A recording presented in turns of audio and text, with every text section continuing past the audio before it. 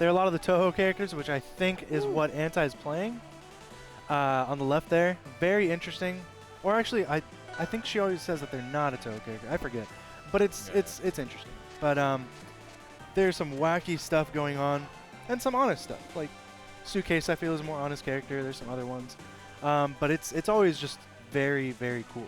Honestly, like just the whole concept of workshop like as a whole is just really cool. Yeah, particularly in a just natively creative community like most platform fighter communities are. You'll see it naturally with Rivals, with Rushdown Revolt as well, just like a complete spin-off trying to be their own thing. You have like a ton of those that are just innately so unique, and the willingness to explore mechanics and even to create new ones is something that I feel like you rarely get an outlet to explore, unlike in Rivals Workshop here, as we're getting this right again started. Best of 3 for Workshop pools with Ahntye and ThatAzazelFire. Yep. I think, I'm not sure if... I always forget what this character's name is. Actually, I've never seen them. The one that Azazel is playing, very interesting. I've definitely seen Ahntye play this character before. Definitely very projectile heavy. And they bring out a Tetris block, but we're going to be learning as we commentate, honestly. There's a lot to understand here. You know, I think that's the neutral B that you start charging which block you want to put. Yeah, so I forget her name, but she is based off of she's like a VTuber idol type of character, so a lot of, well, besides exploding, a lot of what her specials center around is both the charging of blocks that you can use for later, but as well as the comet that you can summon with your neutral B as well. Oh, are you thinking of Yudo Ichika? No, that's another character. It's another character with, she has a meteorite. This one... Oh, this one also has that. Yeah, has like a wow fireball-looking comet as that she can summon in, like based off of her, use her specials to spring off of or to utilize, because while holding both her microphone and I think that's just an axe, they are disjointed. Oh, okay, interesting. Look at that. Ahntye doing really well right now. Up two stocks to 1. Oh, interesting. All right, so that's basically like a little teleport thing that you dash into.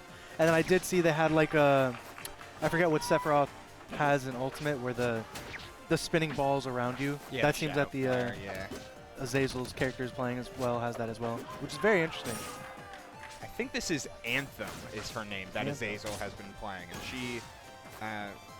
she's kind of like a Grim Reaper type of aesthetic with the Master Sword, and as you mentioned, those little like Shadow Flare type of orbs. Oh, the stab on that forward strong, just barely whiffing. Having to teleport through does make it back. Ahntye doing a lot more zoning and a lot more like pressing back and utilizing movement with the taunt as well. VTuber, yeah. Yeah. Okay.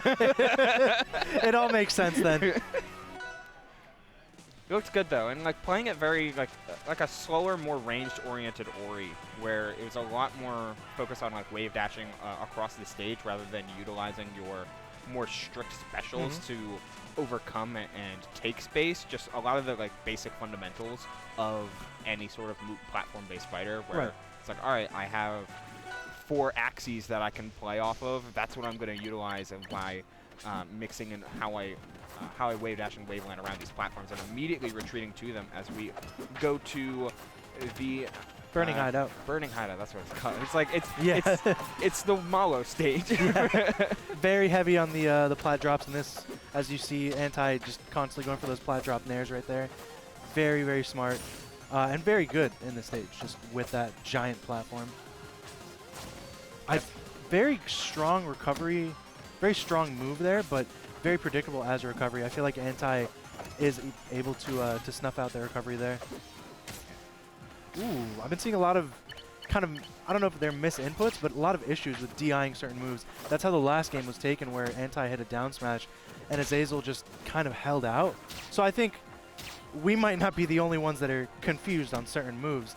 The players themselves also might have just matchup knowledge issues where they're just not sure how to DI things. But ultimately in Rivals, just DI does boil down to, you know, up and in when you're getting hit by something strong. But sometimes you just don't know. And sometimes you just get jabbed repeatedly. Yeah. I think that's just real. Like I was seeing some other players of this character throughout the bracket, just kind of like at low percent, you can just run up like jab, won a couple of times over. Huh. Azazel, though, trying to find their way back here. Honestly, it seems like they are just throwing things out with reckless abandon. A lot of just a lot of forward strongs, a lot of just these big swinging up airs. Like, gotta be a little bit careful when it comes to that. Wow. Again with the rough DI. That was. Oh, okay, we're just running in there. Yeah, just run in there with that smash attack. But okay, ooh, almost survived there. But that was all right. Living at 115 is pretty good, especially on your first stock. Ahntye definitely in the lead here.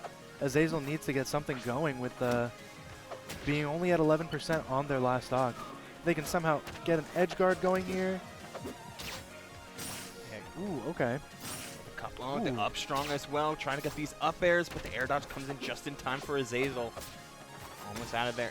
Ooh, the trade in center stage. Yeah, that's a free punish. Yeah, that's a punish. Yep. Tech chase. I like that high recovery there from Azazel, though, trying to once again cover all of this space. That's what it seems like this character does best, but unable to get back just in time. Another high recovery gets them down, but Ahntye with the coverage. And there, ooh, almost get the tech chase. Rough DI again on that down smash. Seeing that again, they are disappointed in that. Yeah, but that's all right. You know, they're still. I'm pretty sure this is winners. Yeah, this is round one. Yeah, okay, yeah, this is round one. We're doing fine. Like, there's still a lot to learn and take in here.